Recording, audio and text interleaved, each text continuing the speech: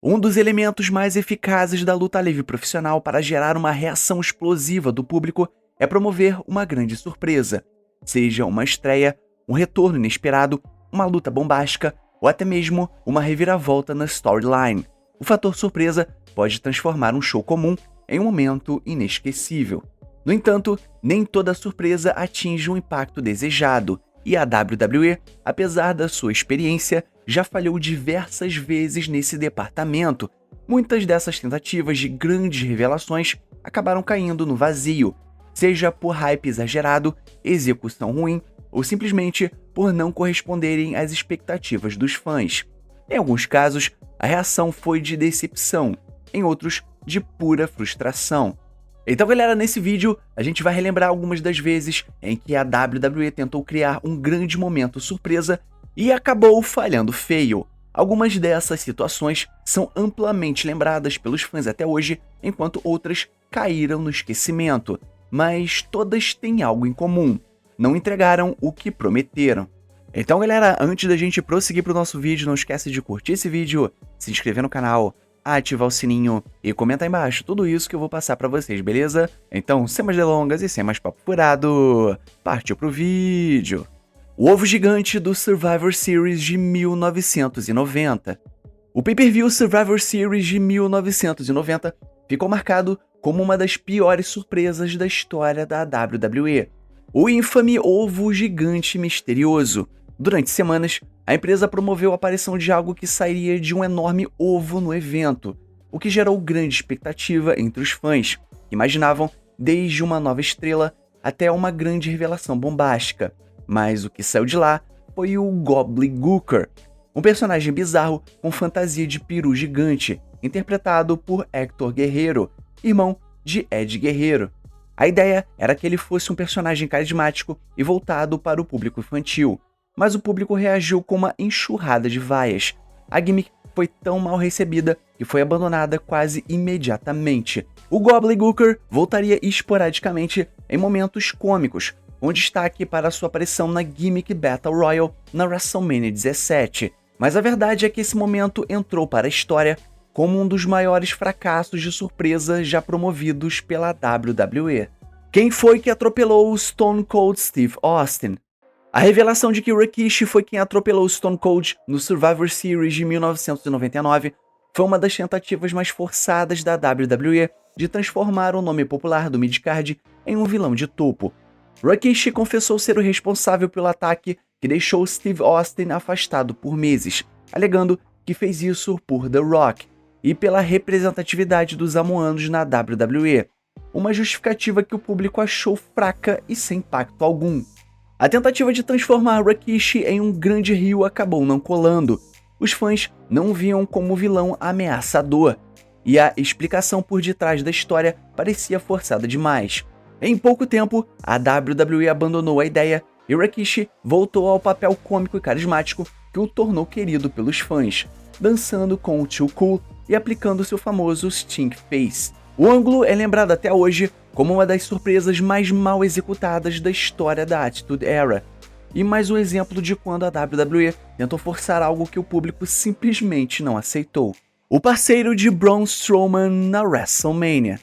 A expectativa era alta.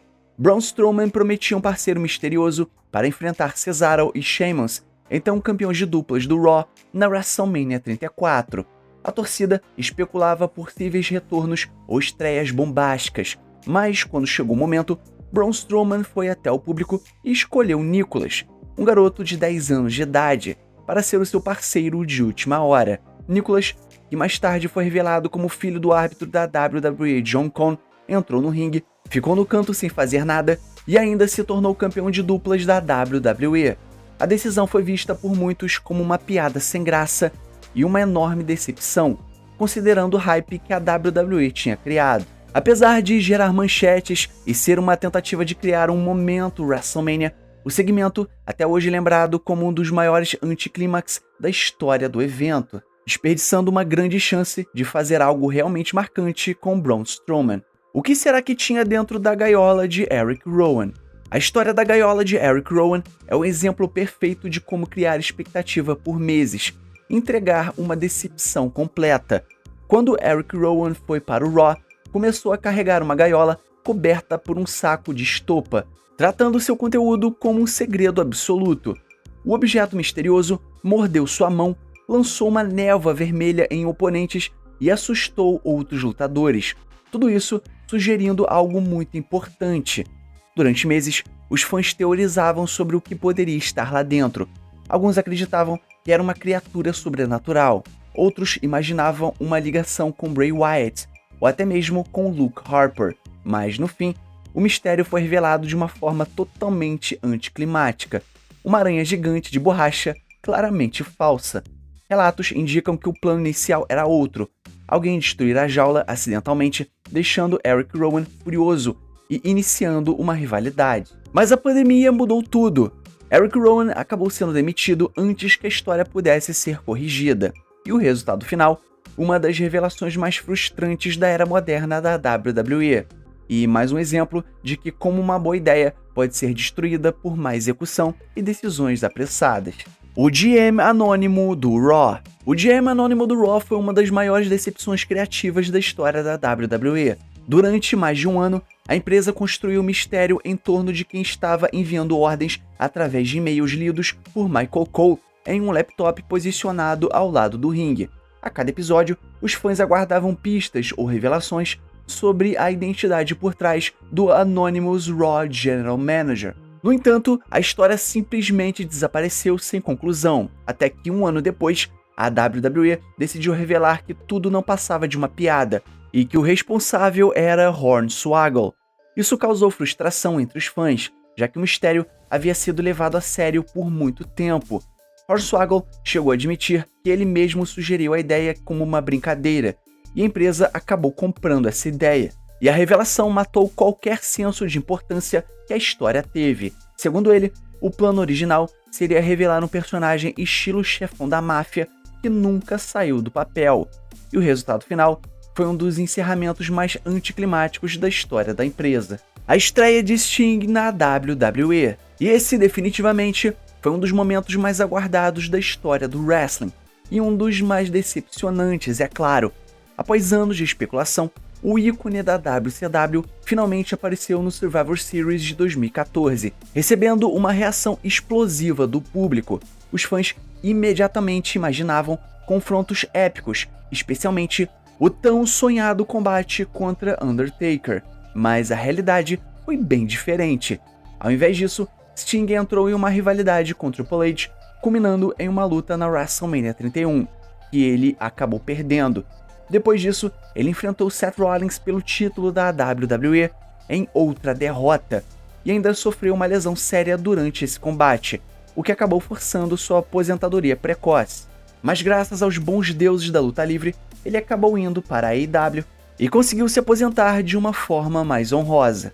E no fim, a tão esperada passagem de Sting pela WWE ficou marcada por escolhas criativas frustrantes e um sentimento de oportunidade desperdiçada. O fim da streak de Undertaker na WrestleMania. O fim da invencibilidade de Undertaker na WrestleMania 30 é, até hoje, um dos momentos mais polêmicos da história da WWE. Durante 21 edições do evento, o Undertaker construiu uma invencibilidade mítica, enfrentando lendas como Randy Orton, Edge, Shawn Michaels, Triple H, entre vários outros. Muitos fãs acreditavam que a streak nunca deveria ter sido quebrada. Seria o legado perfeito para o fim de uma carreira. Outros achavam que um jovem talento deveria conquistar esse feito para se consolidar como uma grande estrela. Mas, surpreendentemente, foi Brock Lesnar que encerrou essa série invicta, chocando todo mundo. Além de uma escolha questionável, a luta ficou aquém do esperado, já que Undertaker sofreu uma contusão logo no início e lutou o restante do combate claramente fora de ritmo. O resultado final deixou muitos fãs com aquele gosto amargo na boca e a sensação de que o momento poderia ter sido muito melhor aproveitado. O retorno de Bret Hart para a WWE. E esse retorno eu falo pra vocês que foi muito abaixo do esperado. Após uma das maiores rivalidades da história terminar de uma forma amarga no Montreal Screwjob, poucos imaginavam que Bret Hart algum dia voltaria à empresa, muito menos para lutar novamente. Mas em 2010, isso acabou acontecendo. Bret Hart voltou à WWE para enfrentar Vince McMahon na WrestleMania 26.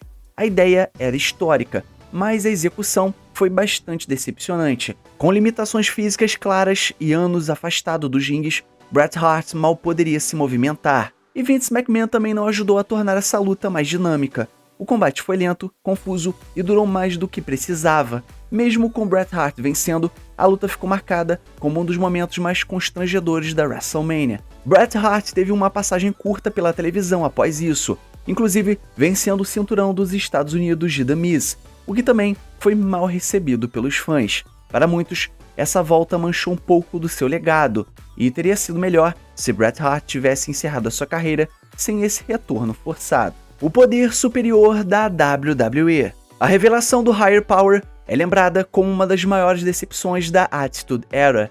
Em 1999, o Ministry of Darkness e o Corporation eram as facções heels da WWE, liderados por Undertaker e a família McMahon, respectivamente. Quando as duas se uniram para enfrentar Stone Cold Steve Austin, Undertaker começou a sugerir que havia alguém acima dele no comando, um misterioso poder superior.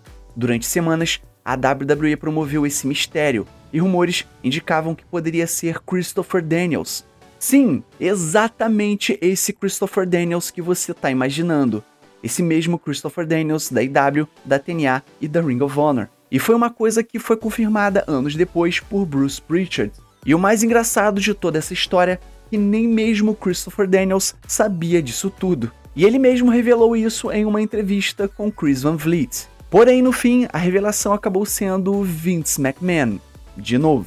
Em vez de algo inovador ou surpreendente, a WWE apenas deu mais uma volta já no saturado conflito entre Vince McMahon e Steve Austin. O público acabou ficando confuso e frustrado com a decisão, vendo aquilo como uma reviravolta desnecessária e, é claro, preguiçosa. E o momento é frequentemente lembrado como um exemplo clássico quando a WWE constrói uma grande expectativa e entrega muito pouco. Então, galera, chegamos no final do nosso vídeo, então não esquece de curtir esse vídeo, se inscrever no canal, ativar o sininho e comentar aí embaixo tudo isso que eu passei pra vocês, beleza? E o mais importante, é claro, somos Pro Wrestling. Valeu e fui!